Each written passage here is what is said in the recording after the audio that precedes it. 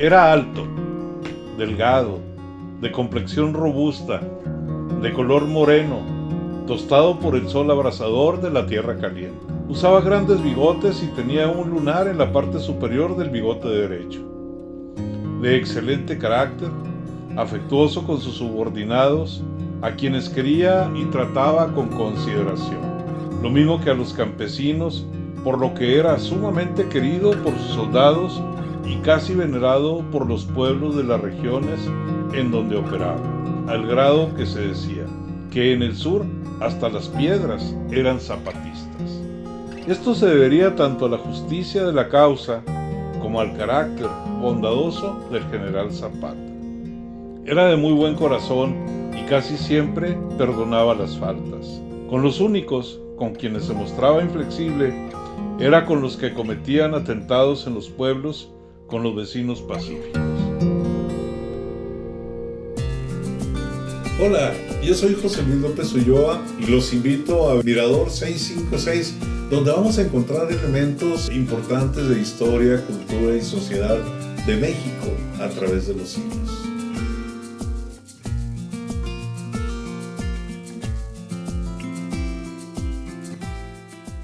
Hola, qué gusto estar nuevamente con ustedes en este nuestro Mirador 656, en donde, como ustedes bien saben, amigas, amigos, trabajamos asuntos relativos a la historia, cultura y sociedad mexicana. Y bueno, hemos venido trabajando cuestiones relativas a la revolución, o más que a la revolución, a las revoluciones. Y estamos entrando ya prácticamente en lo que viene siendo el nudo de las revoluciones en México. Ese concepto que se maneja en el episodio anterior, cuando mencionamos una palabrita muy provocadora que dice la bola, donde precisamente hablar de la bola, pues es donde están prácticamente ya todos contra todos. Ya hablamos de muchos de los personajes de las regiones donde estaban llevando a cabo su acción revolucionaria y bueno, ahora pues tenemos que hablar de cada uno de ellos y obviamente pues como ustedes se dieron cuenta son muchos y el punto es pues hablar algunos detallitos de cada uno de ellos y poder presentarlos a ustedes, amigas, amigos, para que tengan una cercanía con ellos y para que conozcan un poco acerca de las actividades que llevaron a cabo en su labor revolucionaria. Y el primero del que vamos a hablar es de Emiliano Zapata. Emiliano Zapata, que es un personaje maravilloso, es un personaje de leyenda, es un personaje, yo lo quise poner en el número uno porque es muy probablemente el que tenía más conciencia de lo que estaba haciendo en cuanto a lo que era propiamente dicha la acción revolucionaria.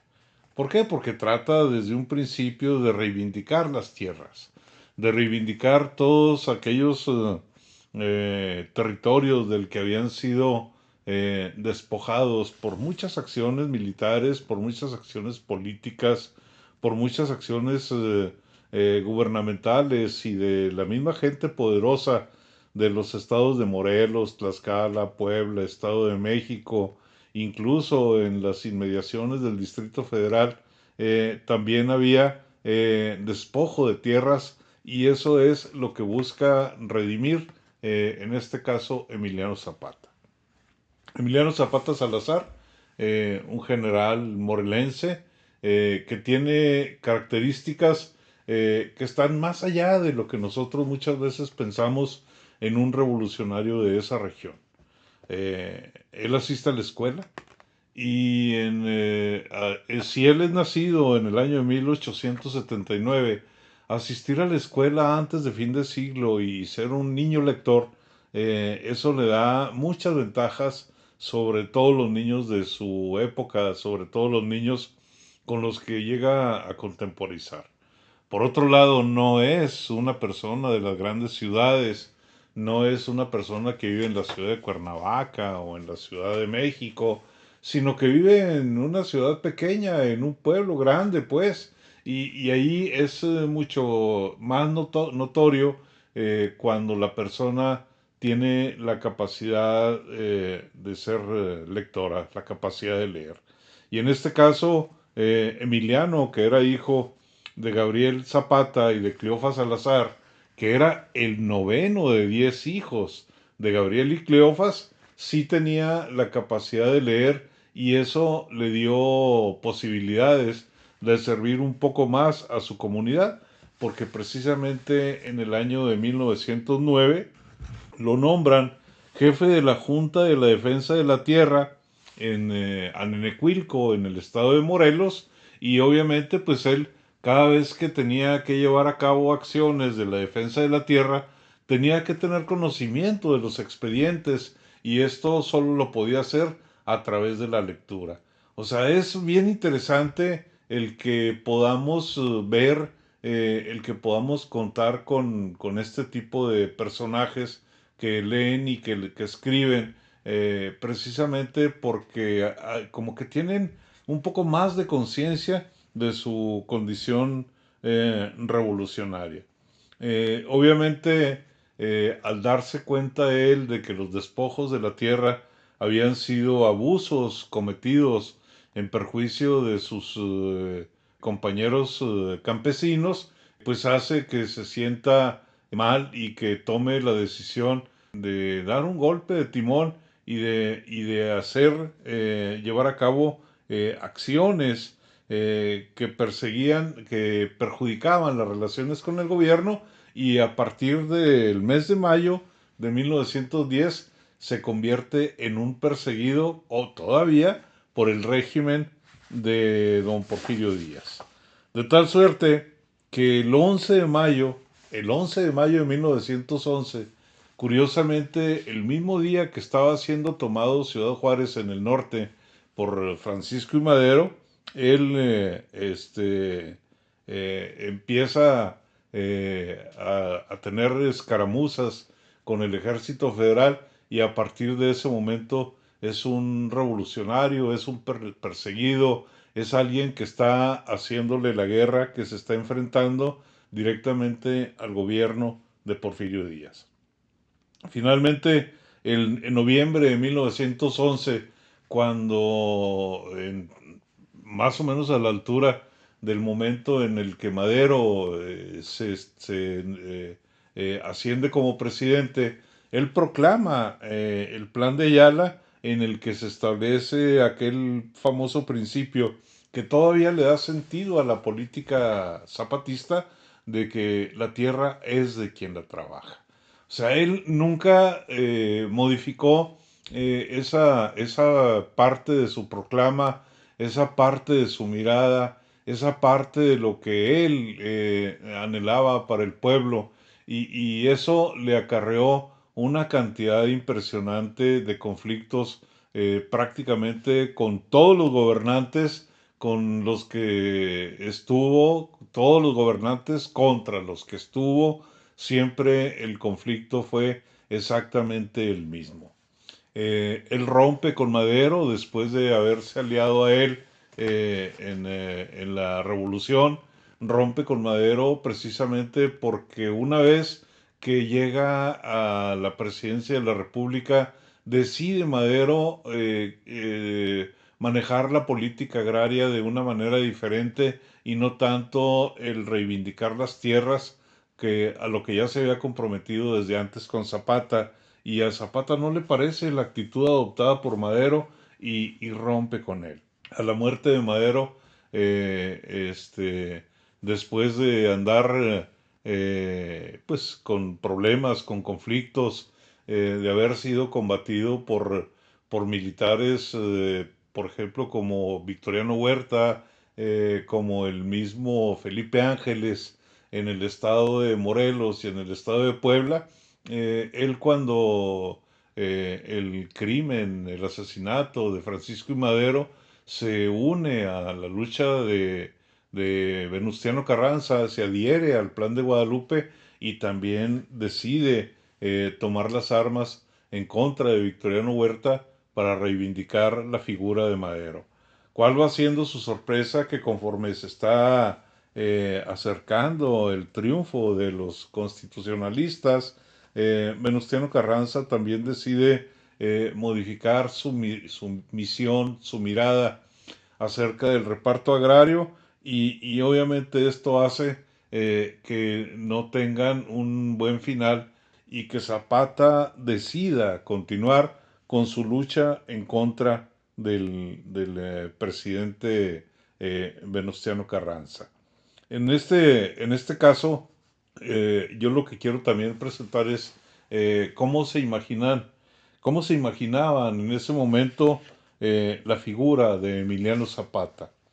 Y hay un fragmento de un personaje que probablemente muchos no lo conozcamos. Se trata de Octavio Paz Solórzano. Octavio Paz Solórzano, padre del premio Nobel, poeta mexicano Octavio Paz, que escribe con relación a la figura y a la imagen de Emiliano Zapata lo siguiente. Era alto, delgado, de complexión robusta, de color moreno, tostado por el sol abrasador de la tierra caliente. Usaba grandes bigotes y tenía un lunar en la parte superior del bigote derecho. De excelente carácter, afectuoso con sus subordinados, a quienes quería y trataba con consideración, lo mismo que a los campesinos, por lo que era sumamente querido por sus soldados y casi venerado por los pueblos de las regiones en donde operaba, al grado que se decía que en el sur hasta las piedras eran zapatistas. Esto se debería tanto a la justicia de la causa como al carácter bondadoso del general Zapata. Era de muy buen corazón y casi siempre perdonaba las faltas. Con los únicos con quienes se mostraba inflexible era con los que cometían atentados en los pueblos con los vecinos pacíficos. Esa es la opinión externada por Octavio Paz Solórzano acerca de Emiliano Zapata Salazar. Finalmente, Emiliano Zapata Salazar sigue teniendo enfrentamientos directamente con Venustiano Carranza y finalmente en el año de 1919, en el mes de abril, es asesinado en la hacienda de Chinameca, después de que le tienden una trampa, de que le fingen una adhesión de un militar llamado Guajardo, Jesús Guajardo, que estaba a la orden de Pablo González y Pablo González a la vez a la orden de Venustiano Carranza.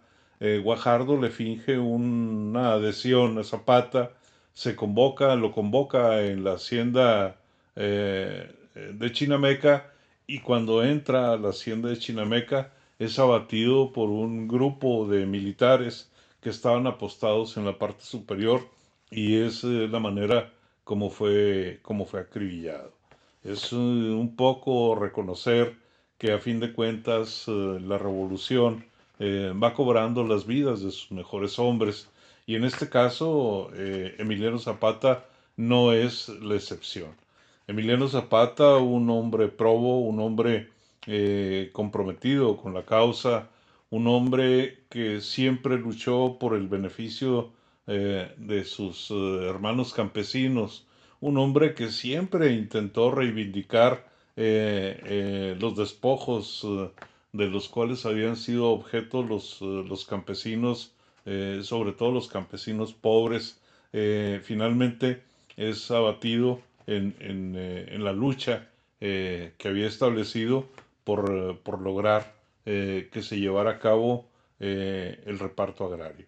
Este es nuestro primer personaje del que vamos a hablar. Vamos a hablar cosas pequeñas, vamos a hablar poco, porque son muchos y porque no acabaríamos nunca, la mera verdad, si dedicáramos todo el tiempo que se requiere para poder conocer a un personaje. Pero que esto nos sirva a nosotros como acicate para que busquemos después más información acerca de los personajes. Y bueno, yo el día de hoy voy a dejar este podcast con estas ideas que traigo hasta ustedes, y solo me resta invitarlos a que voten el mes de junio. Recuerden a todos mis hermanos mexicanos que hay que votar en las elecciones. Voten por quien ustedes quieran, pero voten. Y yo espero que tengamos la oportunidad de hacerlo. Y por lo pronto, bueno, pues quiero invitarlos a cada uno de ustedes a que tengan un excelente tiempo todo el tiempo. Muchas gracias.